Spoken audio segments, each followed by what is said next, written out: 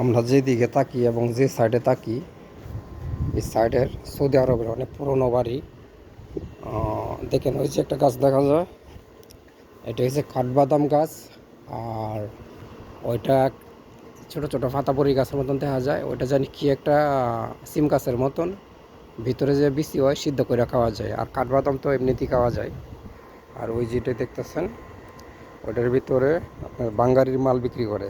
সৌদিরা যে বাঙ্গারি মাল, এই যে মালগুলো ফালায় দেয়, এই মালগুলা টোকায় টোকায় না ওই বিক্রি করে বাঙ্গারিরার কাছে, যারা পাইকারি সেল নেয় এদের কাছে।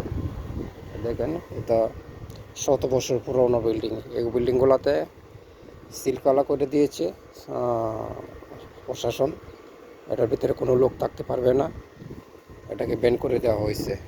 এদিকে গেটের মধ্যে তালা মারা।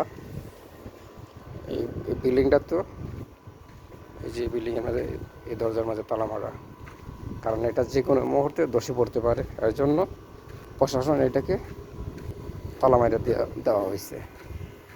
এদিকে অনেকগুলো ছিল, এগুলা আস্তে আস্তে পরিষ্কার করে ফেলাইছে। আমি যাইতেছি এখানে শুক্রবারের জুম্মার দিন গলাকাটা মসজিদে নামাজ পড়ার জন্য। অনেক বড় মসজিদ, এর আগে তো আমি এই মসজিদে ভিডিও দিচ্ছি, আপনারা দেখছেন।